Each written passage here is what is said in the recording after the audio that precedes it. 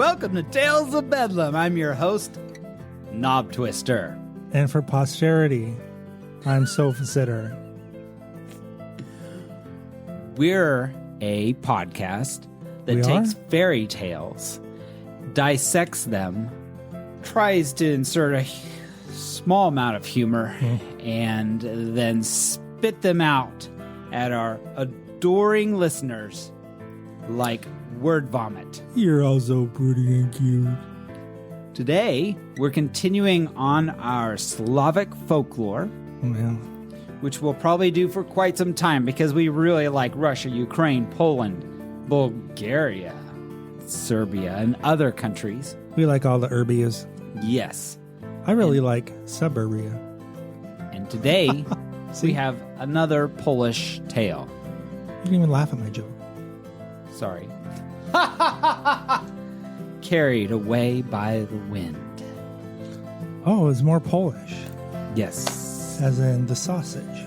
Yes. All right. A certain magician, I like the way this is starting. I like that a lot.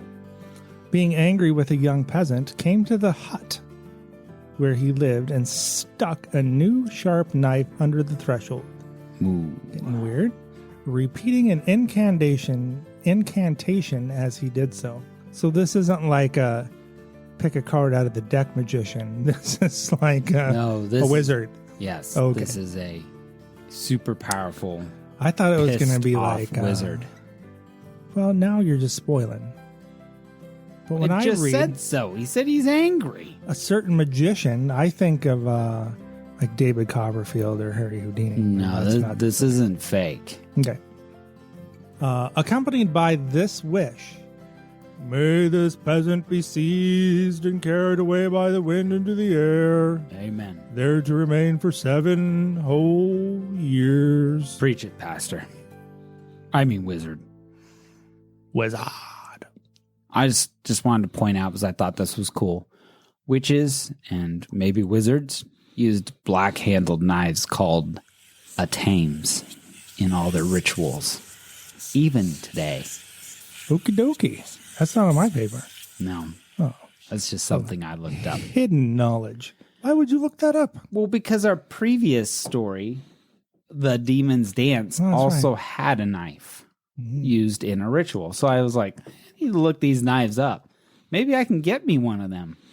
Well, if that other one, and the other story was just a knife blessed with holy water, but it had to be new. You know, we live in the Ozarks. The next large tornado, I need to have that consecrated knife.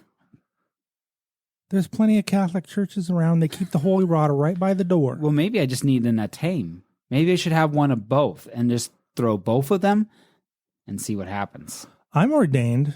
I'll bless water for you. I don't even know what to say. It's true. I'll show you my certificate.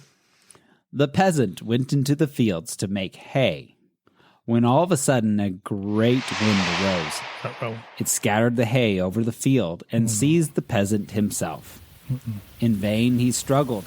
In vain he caught hold with his strong arms of hedge or branch of a tree. Oh, dear. The invisible power lifted him up and carried him away with the sharks in the Sharknado. Is this a Sharknado story? Wait, cut that last part out. That is not true. It was not a Sharknado. It was a knife-nado. I am not finishing the story if this is Sharknado. Born. Jason? With an E, born, for some reason. As if on the wings of the wind, among the clouds, he flew like a wild pigeon. That was very poetic. The sun began already to disappear in the west, and the hungry peasant could see the smoke ascending from the cottages in his village, where supper was cooking. I wonder if they're having brandy and bacon. At one time, he could almost touch the chimney pots with his feet. And he screamed aloud for help, but he screamed and wept in vain. No one heard his cries or saw his bitter tears. The end. That's a very sad story. Dustin is literally teared up. I'm going to need a tissue. Wait, there's another page to this. Oh, there's more? Oh, there is. It's not over yet, Dustin. This could still turn out good. He was thus carried about in the air for nearly 3 months. Scratch that. This is not good. Let's just quit. Well, I hope that was like Wizard of Oz and there was cows flying around for something to eat. And by that time, from hunger and thirst, had become dried up like a piece of wood. Apparently there was not. He traveled over a large part of the world, but the wind carried him chiefly over the village where he had lived. With tears in his eyes, he would look on the hut where dwelt his betrothed. It was very sad. I'm trying to figure out how he's crying if there's no water and he's all withered up. He's dried up like a piece of wood. So there's no tears. Well, those metaphorical tears. You throw a piece of wood in the fire. It crackles sometimes because of the perspiration or the water coming out from like deep in the wood. Deep in the wood. Water and sap. I'm not sure that's relevant. We'll move on. Well, those deep feelings came out, and with them tears. You feel me? I got you now. I guess I wouldn't know. That was all crap. I don't know anything about crying, so. He would see her coming out with dinner for some of the family. He would spread his thin, cold arms towards her and call her by name. His voice would die in his throat, while the girl would not even look up. This is awful. Oh, man. Away and away, the peasant was borne by the wind. Born with an E again for some reason. Jason. Presently, he saw the cruel magician standing before his own house. Is the magician going to make a move on his girl?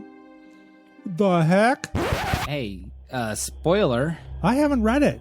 I can't spoil it if I hadn't read it. Well, you might just have. Well, apparently I could write these things. The magician looked up and shouted to him, I have not done with you yet. You shall be thus carried by the wind over your own village for 7 long years. You shall suffer constantly and wish you were dead, but you shall not be able to die. Okay, Sorcerer Tim.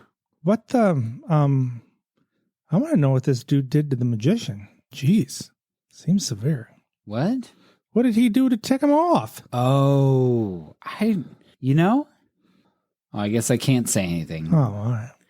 But it is weird because I don't think that's ever answered. I just want to make sure I don't do it. Oh, my little father, my master, forgive me if I have offended you, cried the poor fellow from above. Look at me. See, my mouth is as dry as a chip. Look at my face and my hands. The flesh is gone from them, and the bones only are left. Have mercy on me. Yeah, I don't think he's going to make it to 7 years. Do you want me to tell you about this little bit on this? I don't know if this is a tangent, but I thought it was kind of interesting because I was like, well, what's my little father? What's my little father? Don't you think that kind of stood out? It was kind of odd. Okay, so this might get cut out, but it's really interesting because Nicholas II, the Tsar of Russia. The Tsar? In 1894, he ruled over unmodernized empire, but he was perceived by the masses as the divine power, like God. Okay? All the monarchs. And his name, get this, was Little Father Tsar. And it was really cool is he was good buddies with Rasputin. Ooh, the magician. But other people in other countries around, like Poland, had another nickname for him other than the Little Father. Nicholas the Bloody. Sweet. Anyway, I thought that was kind of cool. I thought that stood out. So carry on, my good sir. I think I'd rather be Nicholas the Bloody. Well, that's a bit morbid. The magician whispered a few words, and the peasant stopped in his circular motion and remained still in the air. "It is all very well to ask my pardon, but what will you promise to give me if I let you down?" "All that you're asked for," cried the poor peasant. And he put his hands together as in supplication and knelt down in the air. He knelt down in the air. In the air. Knelt in the air. "Will you give me your sweetheart?" demanded the magician. "I want her for my wife." What? We're not going to ask her about this? Here we go. "If you will promise to give her to me, I will let you come down once more to the earth." The peasant was silent for a moment and thought to himself, "Well, geez, when I am once more on the ground, I'll see what can be done." He therefore called out to the magician, "You ask a great sacrifice from me, but if it can't not be otherwise, let it be as you will." Hereupon the magician blew upon him. What? And he came down to the ground. Oh, how happy he was when he felt that he could walk, and the wind had no more power over him. He hastened home. Before the door he met his betrothed, and she punched him in the face. No. Skip the face punching part. At the sight of her long-lost lover, over whose fate she had often wept, the astonished girl cried out with surprise. "Ah!" That was painful. The peasant pushed her gently aside and went into the house. Because he was freaking hungry. He's dry as wood. He probably was thirsty, too. Yeah. He probably wanted some brandy. You, and bacon. Lady, are not my concern anymore. Out of my way, I'm hungry. That's right. I need a Gatorade. Stat. Maybe an IV. There he saw the farmer who employed him and said to him with tears in his eyes, I can't serve you any longer, nor can I marry your daughter. Oh, dear. I love her as dearly as my sight, but she can never be mine. The countryman looked at him in wonder, and seeing how sorrowful was his thin, pale face, formerly so fat and rosy, he asked the reason why he refused to marry his daughter. The peasant told him all, his journey in the air and the promise he had made to the magician. The farmer, having heard him out, bade the poor fellow to be of good cheer. Then he took a purse full of money and went to a witch. Baba Yaga. He went to a witch for Baba advice. Yaga. Of course he did. Why wouldn't you? When he returned in the evening, he was smiling and happy and said to the peasant, "Go tomorrow before daylight to the witch, and all will be right." The peasant, weary as he was, went to bed. Why didn't he eat and drink? And soon fell asleep. He got up, however, before daylight, went to the witch. Baba Yaga. He found her crouching before a fire burning herbs, because what else would a witch be doing? The witch told him to stand quietly by. "Wait over there while I burn my herbs, sir." I bet she cut her herbs up with an atang, a black-handled knife. I bet she ground them with a mortar and pestle. Yes. The morning was calm and beautiful, but suddenly a strong wind arose and made the hut tremble. Then the witch took the peasant into the yard and told him, "Look up." He raised his eyes and saw the wicked magician with nothing but his nightshirt on, whirling round and round in the air. "There is your enemy," said the witch. "He will hurt you no more. If you wish him to see your wedding, do as I will tell you. For the rest, he will suffer the same punishment as he had designed for you."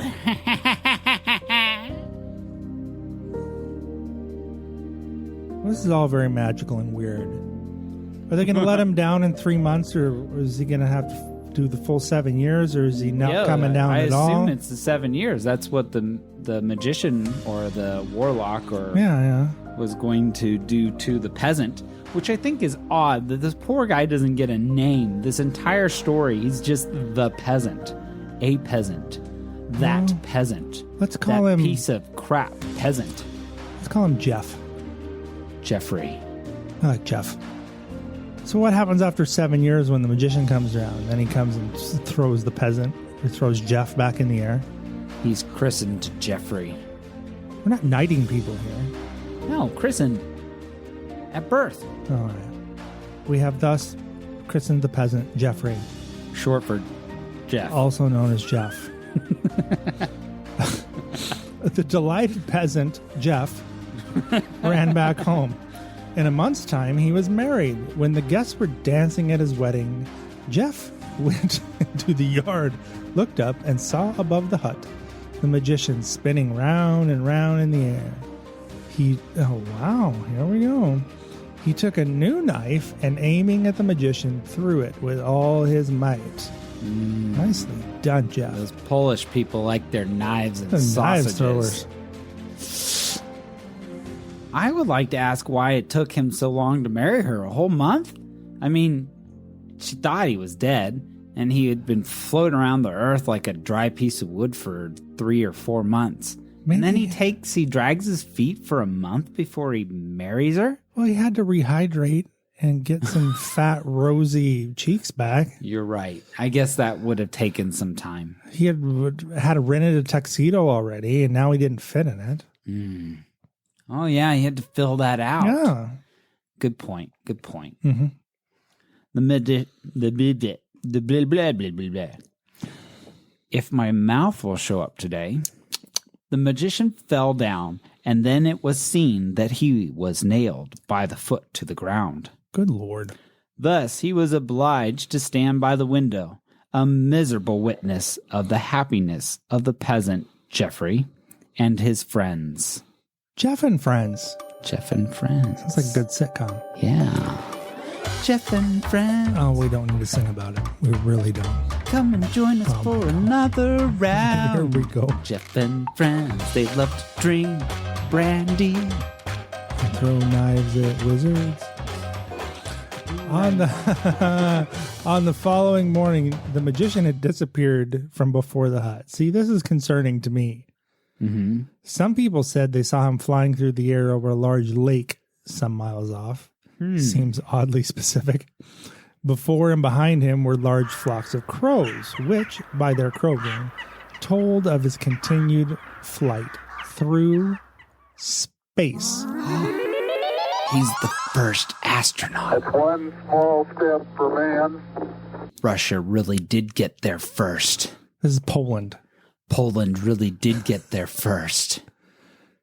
They Who would have thought the Polish people would have ever accomplished anything? mean, hurtful. What do you mean? Well, they are Polish. Oh my I gosh! guess Do they you did know any invent the sausage. Polish people? I don't really know anything about a Polish heritage, but I'm sure there's plenty of famous Polish people. Name one. Rasputin, apparently. No, he's Russian. Uh-huh. I'll have to think about it. But I'm sure there is. Sorry, Poland. My gosh. Who would have thought that Polish people would ever accomplish anything? It's hurtful. Apparently, they're really good knife throwers. Yes, they do love their knives. See, all those people in the circus, they put the lady up against the board and they throw the knives at her. I bet those are all Those Polish. are Polish Yeah. people. I bet you. Yeah. That's a good point. Now you know. Yeah. So what did you think about the story? It was good. It was different. It was different. I think that's our first magician. Magician? Have we had wizards? We've had I no. don't think we've had a wizard or a had magician or witches. a warlock. Lots of witches. So I thought that was devils. pretty cool. Yeah. Imps, Yeah, good. mannequins, A good magician. dragons, giants. I think trolls. they should have just called him a wizard. Because every time I read magician, I'm just thinking of pick a card. David Copperfield. Is this your card? Eaten by a tiger. No, he wasn't. He was mauled. What? Oh, wait. You're thinking of Siegfried and Roy. Yes. They weren't even magicians, ding dong. They weren't? No. Yes, They were just tiger tamers. No, they had a whole magic show in Branson, Missouri. Siegfried and Roy. Yeah. No, you're thinking of Penn and Teller. No. I'm really confused. I'm looking it up. I don't think Siegfried and Roy were magicians. Let's look it up. They were just tiger tamers, and then one of the tigers just got sick of it, and it was like, "You look tasty." Nom, nom, nom, nom. Then they were in Vegas. Yeah, it was Siegfried and Roy. Magician dies. Killed him? Yeah.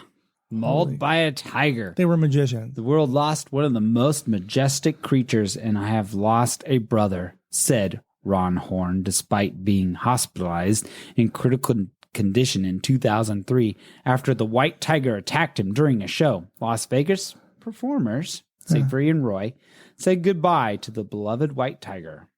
They killed it?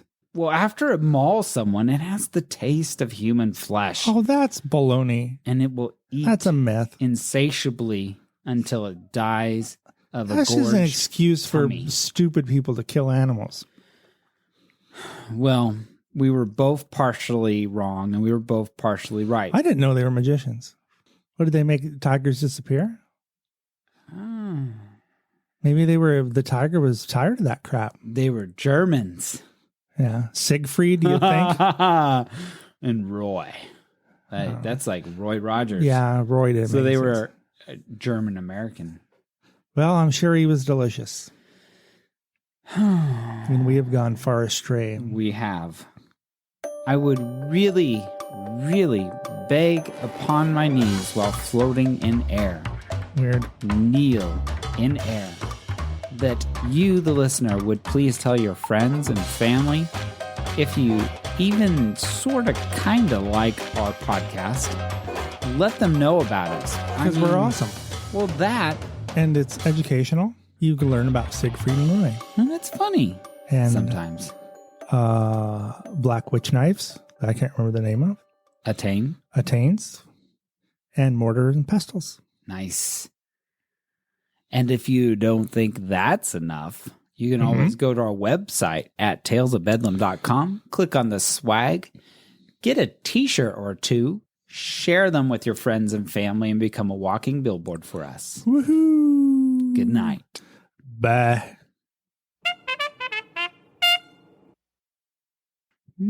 Siegfried and I don't think they were magicians. I think you just made that up. It says right Looking here. at Google that I can't see because it's in front of you. You're correct. Let me look. Let's see here. I thought they were just lion tamers. No, it says mauled magician. Mauled magician. Yeah. And he died? Magicians and entertainers who became known for their appearance with white lions and white tigers. Yeah. It was never a good idea. His career ended October 3rd of 2003 when the tiger just tore his face off. Yeah, I didn't know he died from that. Well, he was hospitalized in critical condition. Oh, yeah. Man. Tiger ate him. Oh, wow. What a way to go. Well, he went out doing what he loved. Could you imagine being at that show and seeing it happen? Ooh, man, that'd be awesome. Well, that tiger didn't want to be cut in half anymore. He's like, I'm sick of this. Tired of your crap, Roy. There's a theory here on Google that says that it was all staged so that Roy could... Really? So he could retire and Yes. anonymity? Anonymity? Anonymity? Anonymity? That word's stupid. So that he could just go and Like live his life Elvis? He's hanging out with Elvis. with and- his tiger. What weird. Hmm. Yeah, I don't think it was staged. They were magicians, though, apparently, so you don't know. Anonymity. There you go. Good job. Good job, you. That's not a knife. A time is a knife. Is he still alive? Paul Hogan? No, he's dead. Really? Oh my gosh, we have to stop recording.